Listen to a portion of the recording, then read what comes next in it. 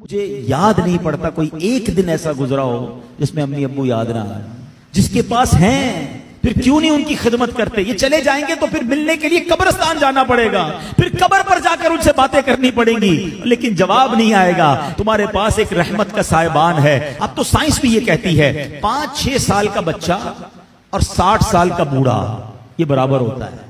ये जिंदगी का एक सर्कल है, बचपन से शुरू होता है, जवानी में जाता है और फिर वहां से 40 के बाद उम्र ढलना शुरू होती है। और बच्चा जिस तरह 6 साल का होता है ना, नॉर्मली 60 साल 65 साल का बंदा उसी तरह का हो जाता है। अब मुझे एक बात का जवाब दीजिए, 5 या 6 साल का बच्चा आपके घर में हो और वो कोई सवाल आपसे बार बार करे, आप नाराज होते हैं? क्योंकि हमें ये समझ आ गई है कि अभी 6 साल का है, इसका अंडरस्टैंडिंग लेवल कम है, इसकी लिस्टिंग पावर कम है, इसके दिमाग में अभी इतनी वुसअत नहीं है, बच्चा है इसलिए जिद कर रहा है। जिस दिन आप ये समझ गए कि 60 साल के बाद तकरीबन कमोबेश सुनना मुश्किल हो जाता है, समझना मुश्किल हो जाता है, जिद आ जाती है, फरमाइशें शुरू हो जाती हैं, अब आप इसको एंजॉय करें। अब इसमें चिड़चिड़ापन ना लाएं कि क्या अम्मी रोज बार बार एक ही बात करती हो, तुम्हें समझ तो कुछ आता नहीं, अब वो आपको सुनाई नहीं देता। अल्लाह अकबर, तुम उनसे इस तरह बात कर रहे हो जिन्होंने तुम्हें पाल पोस कर बड़ा किया। अल्लाह की कसम अब खिदमत का मौका आया है। हकीकत की बात बताऊं, खुश नसीब है वो औलाद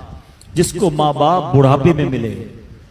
अरे कई ऐसे हैं जो माँ बाप को बुढ़ापे से पहले ही खो बैठे हैं, और खुश नसीब है वो औलाद जिसको माँ बाप ने खिदमत का मौका दिया। हाँ, कई माँ बाप तो ऐसे हैं जो बच्चों की खिदमत करते करते ही खुद दुनिया से चले। अगर तुम्हें आज खिदमत का मौका मिला है ना, याद करो मैं भी तो बिस्तर गंदा करता था, मैं भी तो रातें उनकी तंग करता था। अगर मेरे माँ बाप बचपन में ये फैसला कर लेते कि मैं इस बच्चे को कैसे संभालूं, तो मैं तो बेलिबास रह जाता। कपड़े उन्होंने पहनाए, अगर मुझे वो छोड़ देते तो मेरी तालीम का क्या होता, मेरी परवरिश का क्या होता। मुझे आज जो भी हूं मैं दुनिया में, अपना जहन बना लो मेरे प्यारे इस्लामी भाइयों। खुदा की कसम, अगर आज तुम्हारे पास शराफत है, इज्जत है, दौलत है, दुनिया में जो कुछ है वो सब कुछ हमारे माँ बाप की बरकतों से है। हम कुछ भी ना होते अगर माँ बाप हमारा हाथ ना पकड़ते हैं।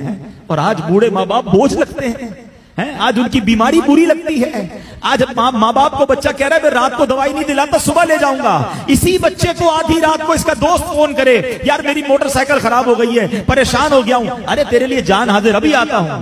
दोस्त के लिए टाइम है तुम्हारे पास, माँ बाप के लिए टाइम नहीं है। वल्लाह मैं सही बताऊं, उन बच्चों के पैसों का नसीब जागा है कि जिन बच्चों के पैसे माँ बाप पर खर्च हो जाएं।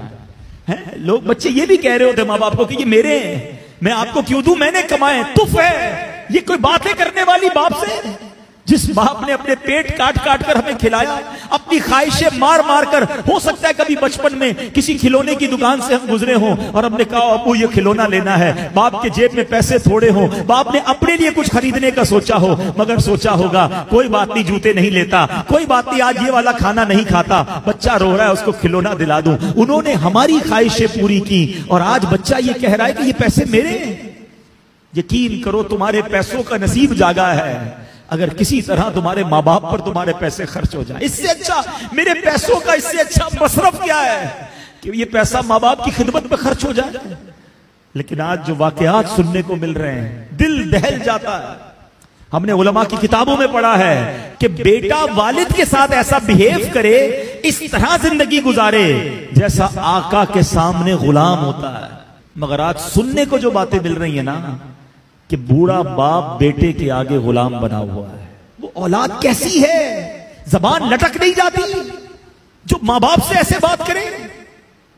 हक ये है कि औलाद को डरना चाहिए कि कहीं मेरे माँ बाप नाराज ना हो जाए। हदीस पाक है, मेरे आका अलैहिस्सलाम फरमाते जिसका मजमून है माँ बाप ही तेरी जन्नत है, माँ बाप ही तेरी दोजख है। इसका मतलब क्या हुआ, यानी माँ बाप राजी हो जाए तो रब भी राजी हो जाएगा, जन्नत मिल जानी है। और माँ बाप नाराज हो गए फिर नहीं काम आनी इबादतें। दीन का काम करें बहुत अच्छी बात है, मगर ये देख लो कि माँ बाप राजी हैं कि नहीं, ये बहुत जरूरी है। हम बाज़ औक़ात इस तरफ से चूक जाते हैं। ये पहला